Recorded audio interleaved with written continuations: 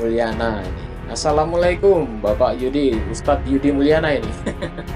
Waalaikumsalam warahmatullahi wabarakatuh, Ustadz. Jazakallah bisa masuk ke sini.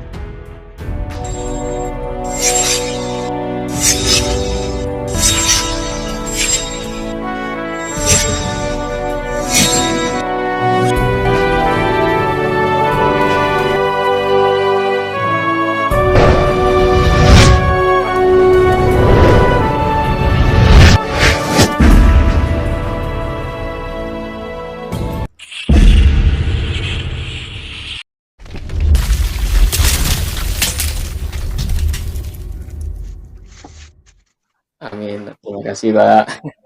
Jadi sebetulnya udah lama ini kangen saya dengan Pak Yudi Mulyana ini, soalnya Pak Yudi sekarang masih sibuk ini, jadi masih banyak kegiatan. Tapi alhamdulillah pada kali ini beliau menyempatkan bisa bertemu eh, dengan saya pribadi di channel ini.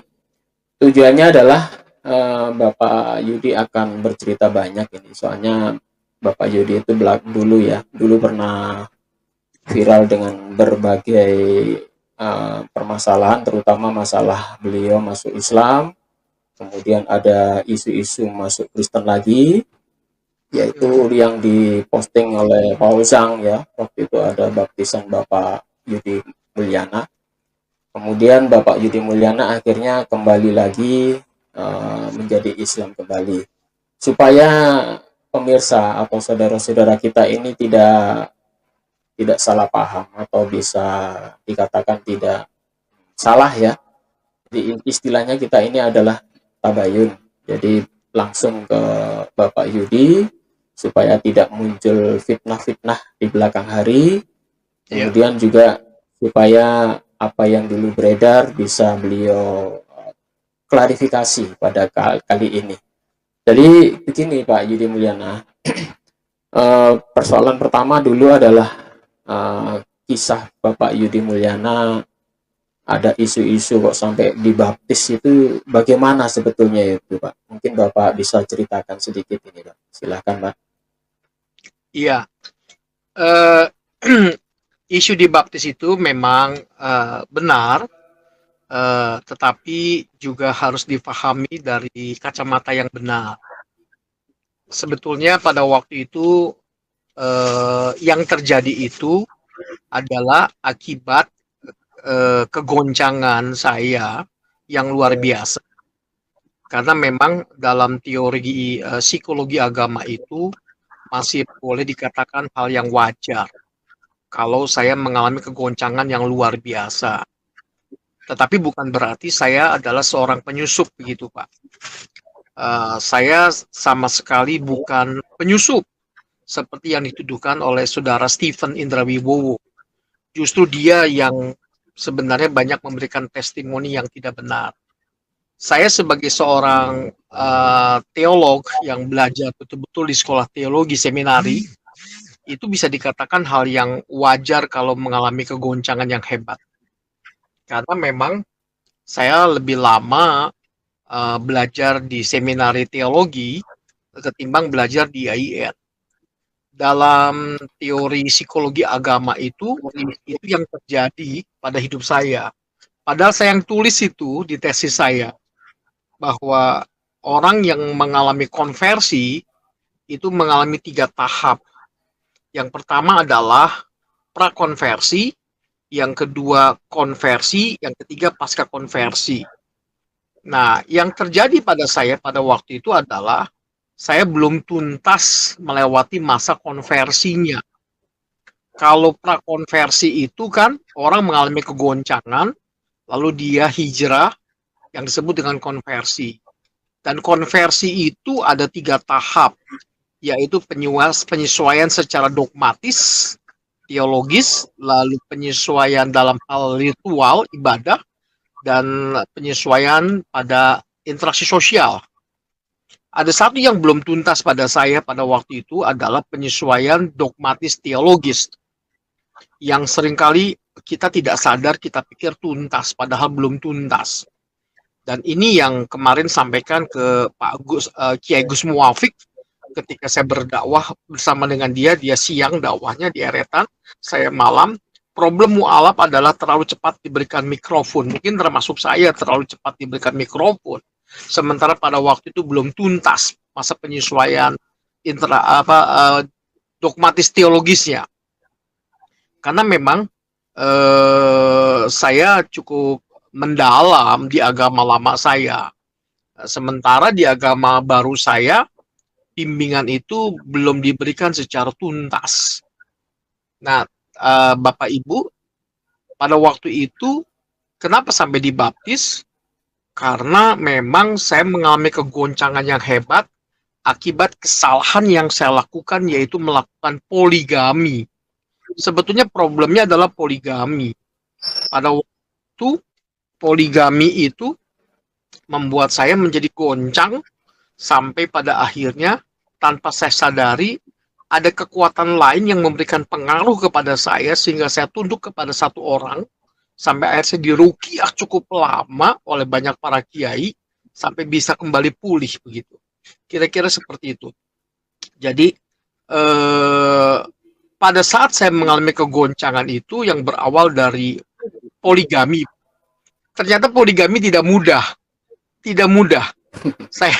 Saya nggak tahu itu bisa poligami itu. Awalnya itu ya kalau boleh dibilang waktu saya tablik akbar di Ustadz Arifin Ilham.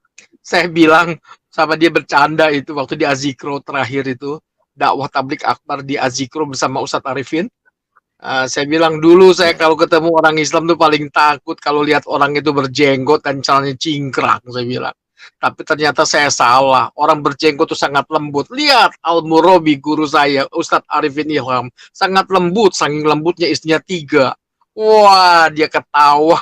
Langsung Ustadz Arifin bilang, Bang, saya mau tanya, katanya. Sudah berapa kali hajinya? Saya bilang 2 kali. Saya mau nggak saya hajikan lagi yang ketiga kali? Dia bercanda. Haji plus, saya berangkat dengan saya. Amin, amin, amin, jamaah. Tapi dia bilang, ada syaratnya, Bang, katanya. Apa? Poligami dulu, baru haji lagi.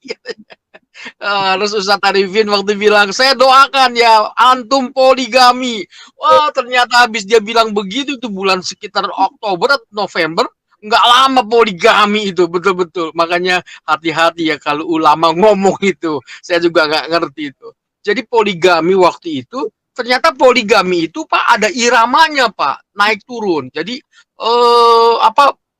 istri yang pertama marah, lalu dia reda, istri pertama reda, menyelamatkan anak kan, istri kedua yang marah terus begitu.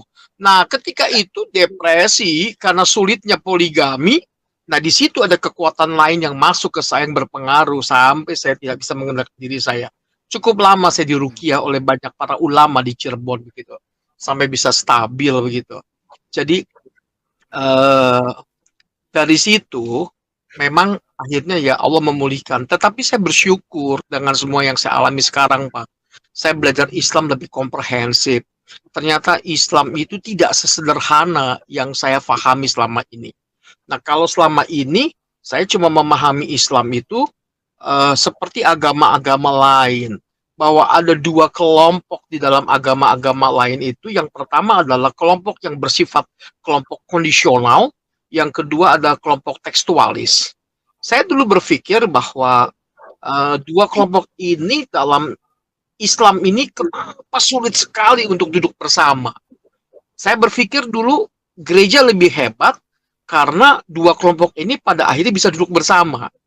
Dulu kan kita tahu ya bagaimana kalau misalnya dari kelompok yang tekstualis itu dibaptisnya kan harus diselam, baptizo, selam. Itu susah kalau mau menikah dengan orang yang dipercik kondisional, gitu kan. Nah, mereka harus diulang baptisnya itu dulu. Sampai akhirnya mereka ini baik yang kondisional maupun tekstualis duduk bersama, akhirnya lahirlah 5 dokumen kesan gereja. Sekarang nggak perlu dibaptis ulang.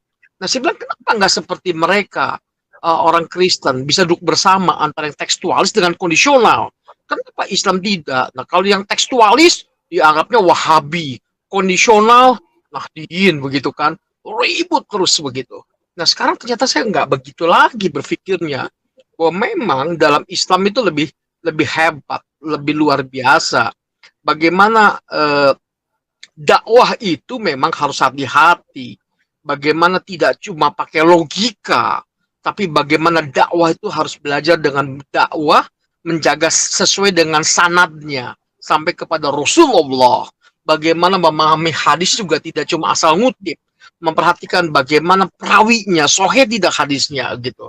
Jadi akhirnya saya jadi lebih banyak belajar keislaman dengan lebih mendalam sekarang ketika melewati peristiwa-peristiwa di mana hidup itu saya menjadi sangat sulit gitu.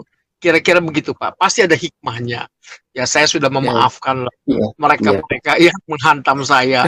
Selalu ada manfaatnya. Berarti Jadi gini ya. sekarang saya jadi lebih Berarti paham intinya, seperti apa ya, gitu belajar. Saya iya, sampai harus tinggal di pesantren loh Pak. Belajar wudhu itu iya, airnya hijau begitu Pak. Kayak kolam. Saya bingung ini wudhu ini kok airnya hijau kayak empang begitu kan. Di pesantren di benda kerep itu. Saya belajar di saat di pesantren mondok gitu kan. Seperti apa sih Islam itu seperti apa gitu kan. Kan selama ini kan enggak pikirnya mualaf tuh hebat ya kalau bisa dakwah gitu. Padahal ainnya saja, ho-nya aja belum ngorok gitu kan. Belum misalkan gitu ngorok, nah, tapi udah dikasih mikrofon gitu kan. Kan itu yang terjadi, baru tahu sedikit mualaf udah gayanya udah kayak ulama besar. Dia harus masuk pesantren dulu. Ainnya harus jelas. Kan coba lihat aja. Kadang-kadang saya suka bercandain orang. Saya mau poligami Ustadz katanya. Coba jawab salam saya dulu kata saya gitu. Assalamualaikum, dia jawab waalaikumsalam. Aduh, salamnya saja masih salah kata saya gitu kan. Anda itu masih belum bisa bedakan mana ain mana hamzah saya bilang gitu kan. Belajar dulu kan begitu kan. Jadi memang ini problem banyak orang itu mualaf-mualaf terlalu cepat dikasih mikrofon Pak. Seperti saya terlalu cepat dikasih mikrofon gitu kan. Jadi harusnya belajar matang dulu. Ya alhamdulillah dengan peristiwa ini saya jadi lebih memahami Islam itu seperti apa. Saya nggak menyalahkan mereka, alhamdulillah, ya, nggak ya, menyalahkan Hani Kristianto, nggak menyalahkan Steve. Itu bagian dari proses pembentukan saya menjadi seorang Muslim yang betul-betul bisa kafah dengan harapan bisa mati dalam keadaan husnul khotimah. Saya sudah mulai ceramah lagi nih Pak di masjid-masjid alhamdulillah, gitu. ya, ya. Kemarin ceramah dengan Gus Muafik gitu kan. Kiai Gus Muafik bilang kapan main ke pesantren saya Ustadz Yudi. Saya bilang jangan dipanggil Ustadz dah malu, panggil Yudi saja. Mualaf ya mualaf, nggak bisa selevel kiai gitu. Bisa. Wah ternyata Baik, ya. Islam itu luar biasa gitu Berarti, Pak cerita. Luar mohon biasa. maaf ini saya potong sedikit, Pak. Jadi sekarang Bapak Yudi sudah mantap ini ya, sudah mantap hijrah ke Islam lagi dan tidak tergoyahkan lagi meskipun nanti Paul Zhang telepon jenengan mau diajak ke Kristen lagi bagaimana, Pak? Ya Paul Jang ya memang itu ciri khas penginjil ya begitu ya biarkan saja. Dia ngomong Ya, apa juga sekarang biarkan apa? saja. Saya punya tugas sebagai seorang PNS di Kementerian Agama menjaga NKRI ini saling Ya, menghormati. Dia bisa ngomong begitu kan di Jerman. Indonesia iya, beda betul. karakter gitu Ya, kan.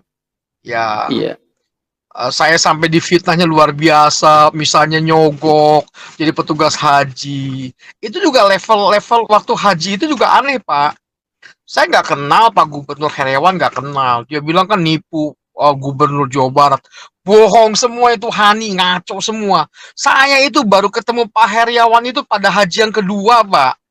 Haji yang pertama tuh ceritanya, Pak, jujur nih, masuk Islam itu saya belum yakini loh, Pak. Nabi Muhammad itu sebagai Rasulullah. Bener.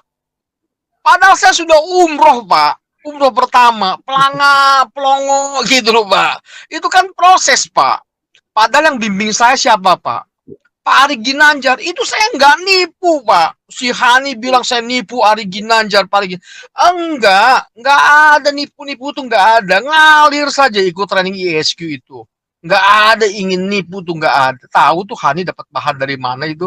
Tapi ya sudahlah, semoga Allah memaafkan dia. Jadi saya itu haji itu ceritanya Pak, begitu saya menemukan konsep, siapa sebetulnya Rasulullah. Begitu saya tahu, nangis saya, ya Allah, saya kepingin ziarah ke makam Rasulullah, ingin berhaji.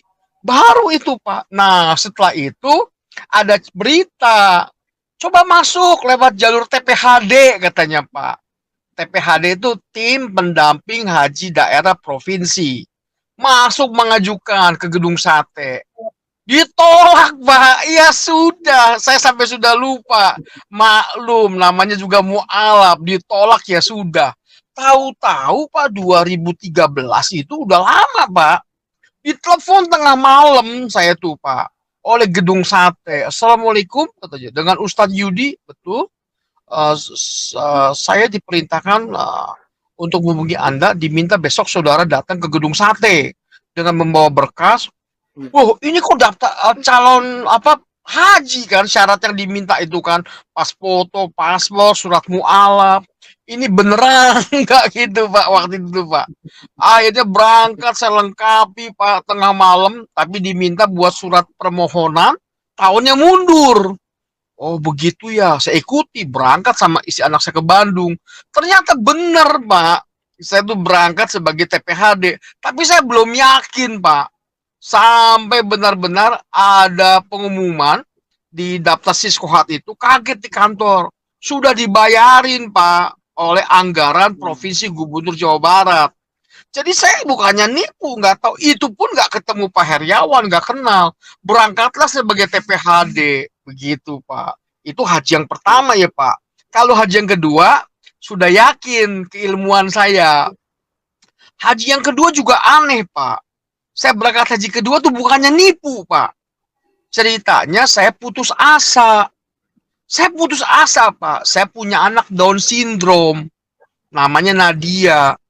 Dari kecil itu anak saya jantungnya bocor. Paru-parunya rusak. Saya nangis, Pak. Ini anak bagaimana nanti nggak bisa ngomong. Kaki itu bisa dicekak-tekuk, Pak. Saya tahajud, terus saya nangis. Sampai satu saat, saya tahajud itu serasa seperti depan Ka'bah, Pak. Ada cahaya. Saya nangis. Ya Allah. Saya baru ingat kenapa saya nggak minta ke Arafah, doa di Arafah. Supaya anak saya bisa ngomong. Nadia bisa jalan. Gitu ceritanya, Pak. Itu haji yang kedua. Saya minta langsung di saat tahajud itu.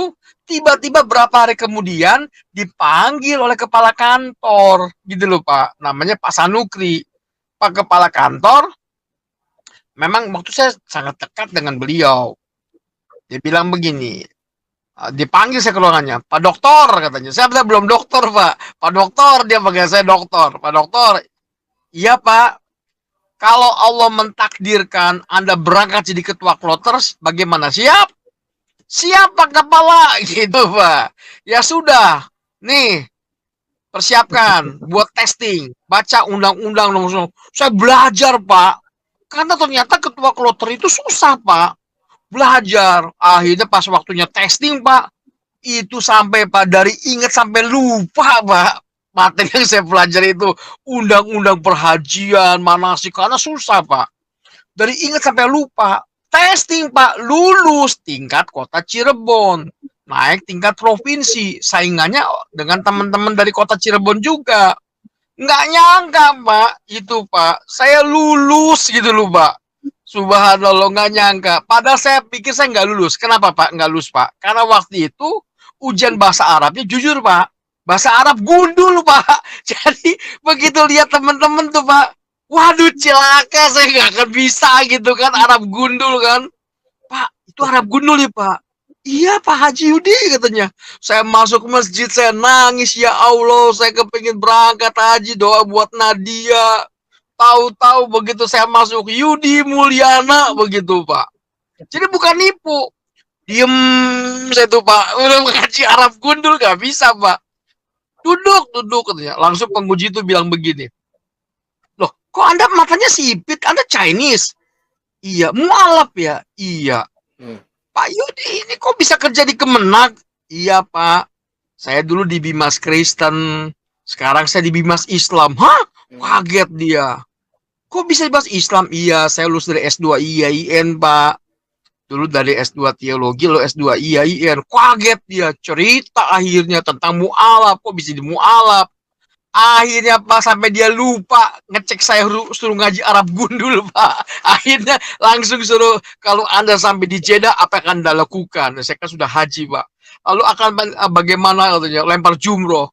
Lulus Pak, dia nangis sampai jumpa di Jeddah gitu Pak.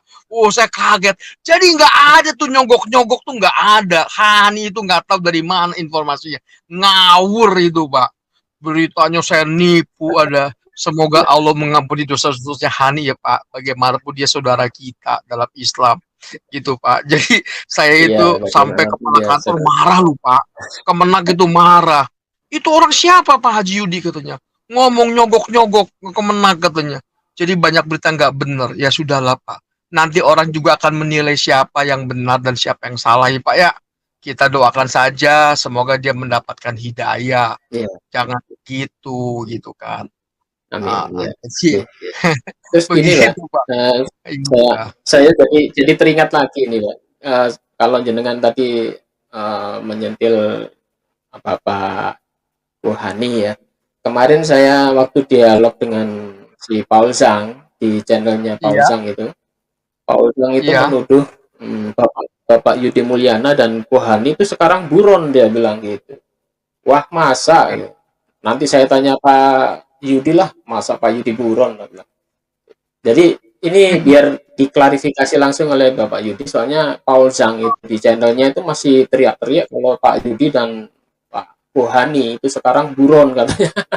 Ini gimana itu masalahnya Pak? Mungkin ya, MCI. ya, Ya, Ya, kemudian Pak Paul menuduh Stephen dan Yudi Mulyana buron.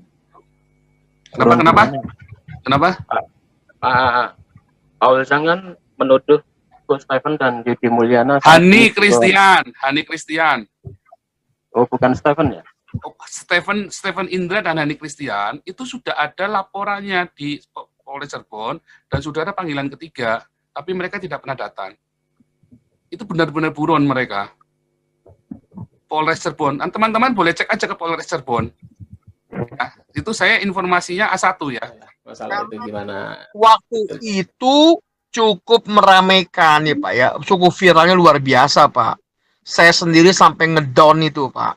Ya alhamdulillah saya didampingi oleh salah satu Ya, orang penting di Densus 88. Dia kasih semangat. Jadi banyak orang yang marah sebetulnya Pak sama Hanif Kristianto dan Stephen itu Pak. Misalnya menuduh saya penyusup gitu kan Pak. Enggak, gereja tuh enggak melakukan penyusup gitu, enggak ada Pak. Jadi akhirnya untuk menjaga saya kan sebagai seorang PNS yang beragama Pak dan menjaga nama baik saya. Nanti dampaknya ke anak-anak saya gitu Pak. Jadi dari Densus 88 itu namanya gue sebut lah uh, orang penting gitu Pak. Dan orang-orang Kemenak bilang sudah laporkan saja Hani Kristianto Stephen itu secara hukum karena itu bentuk klarifikasi kita gitu Pak. Jadi akhirnya saya laporkan ke kepolisian Pak. Saya laporkan nama Hani Kristianto dengan Stephen Indra Wibowo. Stephen Indra Wibowo kan tuh konyol Pak, bilang saya penyusup Pak. Padahal dia nggak beres Pak. Dia tuh bohong Pak, dia bukan mantan pastor Pak. Gereja Katolik sudah memberikan testimoni Pak. Lihat aja ngomongnya kayak begitu Pak. Jadi saya menyampaikan peristiwa itu kepada kepolisian. Ternyata Pak, saya diperiksa itu Pak. Saya laporan. Saya diperiksa dari jam 9 pagi sampai jam 12 malam Pak. Baru laporan saya diterima Pak. Jadi kita sudah laporkan secara hukum bahwa mereka itu melanggar undang-undang ITE Pak. Merusak nama orang itu. Itu hukumnya berat Pak. Dan saya didampingi pengacara saya Pak. Tim pengacara hebat. Memang waktu itu Paul Zhang juga menawarkan pengacara yang mendampingi saya Pak. Dari pengacara Sinarmas saya tolak Pak. Takutnya orang salah paham ya. Karena itu orang Kristen kan. Saya punya pengacara ya, orang Muslim juga ya. gak kalah hebat gitu. Walaupun niat dia baik gitu kan. Bantu saya. Jadi saya laporkan. Wah, laporannya itu ngeri Pak. Ditanya, apa yang mendasari saudara Yudi Mulyana itu datang kepada kepolisian melaporkan mereka? Apakah ada masalah dengan Hani kita sebelumnya? Saya bilang, saya nggak ada masalah. Lalu kenapa Anda melaporkan? Wah, jawabannya begitu. Saya bilang, saya melaporkan itu karena saya membaca secara sosiologis, lama-kelamaan ini bisa menjadi pemicu munculnya SARA. Saya nggak mau terjadi konflik antara Islam dengan Kristen. Gitu kan ya. Apalagi saya pers Kementerian Agama kan. Saya kepingin orang itu saling menghormati keyakinan sesuai dengan ayat yang kita yakini, lakum dinukum waliyadin gitu kan. Jadi saya membaca ada peluang mulai munculnya konflik, bisa ini jadi berbahaya dan mengganggu stabilitas kerukunan umat beragama di Indonesia. Lalu kenapa Anda menyebutkan itu? Sebetulnya secara sosiologis saya membaca semua ini karena lemahnya struktur organisasi di Islam. Mohon maaf ya, saya bilang di gereja masalah juga banyak, tapi struktur itu lebih bagus. Contoh, gereja itu punya sistem yang namanya disiplin, tindak disiplin dalam gereja. Ketika ada seorang pendeta bermasalah, gitu kan, itu dipanggil tabayun, kalau nggak bisa dinasihatin, disiplin 1, disiplin 2, pecat. Dan tanpa banyak orang tahu, diredam. Di kita tidak. Karena lemahnya di kita, maka contoh yang terjadi apa? Ketika ada masalah, muncul banyak seorang hero-hero, pahlawan, malah sendiri pahlawan. Contoh, kurang apa? Profesor Natajwa, siapa bapaknya? Aduh, kok lupa saya. Ali Shihab ya. Profesor Dr. Shihab. Kurang apa dia? Dia seorang ahli tafsir. Harusnya menjadi referensi untuk kita umat Islam memahami Islam secara benar, betul? Tapi kenapa hanya karena anaknya yang tidak berjilbab, lalu ada orang-orang yang bilang Profesor Shihab liberal, sesat dan sebagainya. Contoh yang lain saya bilang kepada polisian, ketika Profesor Dr. Said Akil Siroj begitu kan ya, dia berbeda pendapat. Orang anggap dia liberal, muncul lagi NU garis lurus dan sebagainya. Itu kan perbedaan. Harusnya perbedaan itu adalah rahmat. Nah, itu akibat dari memang struktur di organisasi kita kurang tidak sebaik di sana. Tapi barangkali kalau salah saya minta maaf. Itu yang saya pahami. Nah, jadi ini pun terjadi pada mu'alaf. Ketika struktur organisasi mu'alaf itu tidak terlalu bagus, maka muncullah orang-orang seperti Hani, muncul sebagai ingin jadi pahlawan kesiangan. Menghantam saya begini. Harusnya yang terjadi apa? Seharusnya yang sehat adalah ketika saya dalamkan dilema, datang dong, ada apa kok? Kok bisa begini kok? Masalahnya apa? Didampingi saya kan, bukan dihantam. Nah, karena itu menjadi problem yang membahayakan kebersamaan para mu'alaf. Dan itu bisa membuat jadi orang tidak suka. Oh, kalau gitu nggak usah jadi mu'alaf. Bahaya nih. Kok orang Cina itu masuk Islam malah jadi sadis begitu kan? Kan begitu, Pak. Malah benci sama Islam. Iya, itu yang berbahaya. Karena itu perlu langkah klarifikasi, saya bilang, Pak. Jadi saya melapor ke polisi ini bukan untuk menjebloskan Hani ke penjara. Bukan menjebloskan Stephen masuk penjara, bukan. Klarifikasi saya melalui jalur hukum. Begitu. Bahwa mereka nggak boleh begitu, gitu, Pak. Tentang mereka nanti di penjara, itu bukan urusan saya, Pak. Hukum yang akan membahas itu, gitu. Wah, itu kan ngeri, Pak. Penyusup, bahasa-bahasa yang nggak elegan lah, Pak. Saya akhirnya, Pak, kontak di Leiden. Kan katanya kan Stephen itu kan S2 di Leiden ya. Ternyata di Leiden tidak ada seminar teologi, Pak. Tidak ada seminar teologi. Tapi ya udahlah urusan mereka. Mereka bangga dengan kebohongan-kebohongan mereka, biarkan saja lah. Sebetulnya Stephen tuh baik. Dia banyak membantu saya, Pak. Ketika anak saya sakit, Nadia. Kalau Hani memang keras, Pak. Nggak karu-karuan. Biarkanlah nanti masyarakat satu saat juga akan menilai, Pak. Yang benar tetap benar, yang salah tetap salah. Ya, semoga Allah memberikan rahmat buat kita semua ya, Pak ya. Dan dosa-dosa kita diampuni.